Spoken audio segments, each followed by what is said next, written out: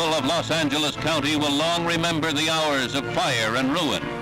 60-mile-an-hour winds whipped flames through the area in the worst fire disaster in Southern California's history. 456 homes are destroyed. Former Vice President Richard M. Nixon douses the roof of his Brentwood home in an effort to save it from the Holocaust. Firemen worked around the clock battling the raging flames. Damage estimates are as high as $24 million. The $500,000 mansion of film star Burt Lancaster and the home of Zsa Zsa Gabor are destroyed, along with those of Joe E. Brown, Joan Fontaine, and Walter Wanger. Here and there, a chimney still stands, a small reminder of elegant mansions leveled by hungry flames.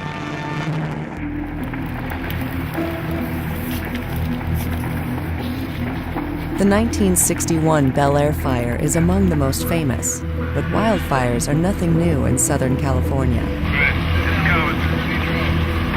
Watch that structure and get ready to deploy there, get the pump fired up. You got it. Southern California's climate embodies all of the ingredients for disastrous wildfires.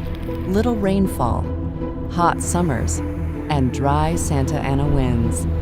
When a fire starts under these conditions, almost nothing can stop it. We have averaged something like 500 homes per year lost since the 1950s. Now, despite very effective fire suppression efforts, the situation seems to only have gotten worse, so that since the year 2000, we've averaged a loss of 1,000 homes per year from wildfires.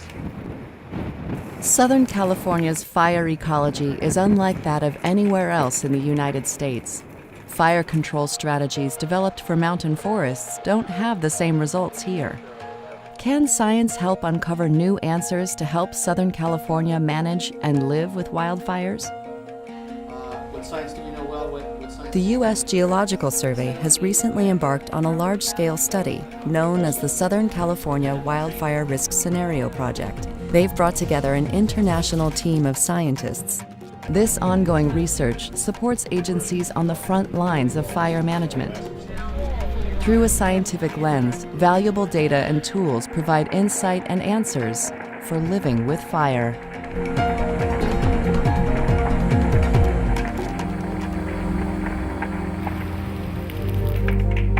The goal of the Fire Risk Scenario Project is to reduce housing losses in the future and at the same time minimize wildlife habitat losses.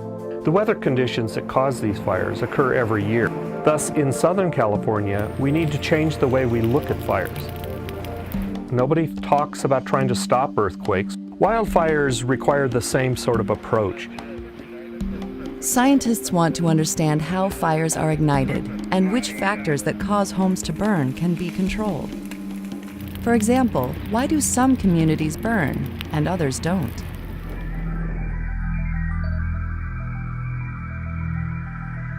The project has already uncovered some important findings.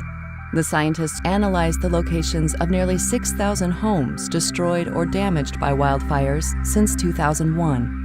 What we're finding really is that location is the most significant risk factor. And the most dangerous locations are those along ridgetops, in wind corridors, Santa Ana wind corridors, as well as when there's really low housing density or the homes are scattered in isolated clusters of development. These homes not only are at more risk, but they're also more difficult for firefighters to get to.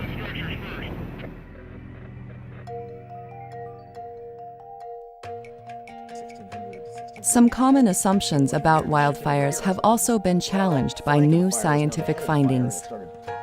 Chaparral is the predominant ecosystem in Southern California. These native shrublands are a unique, dynamic community of plants and animals. Scientists have discovered that standard fire control techniques, such as prescribed fires, may not be suitable for Southern California chaparral. When I first started work at the Santa Monica Mountains National Recreation Area in 2001, The park had had a 20-year program of prescribed burning. The objective of that burning was to provide wildfire safety to the local communities and also to promote the health of our shrubland ecosystems.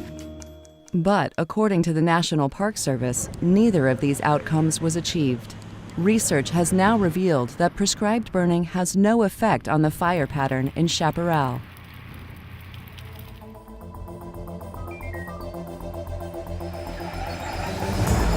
Another complex issue is mastication and the removal of chaparral from the landscape.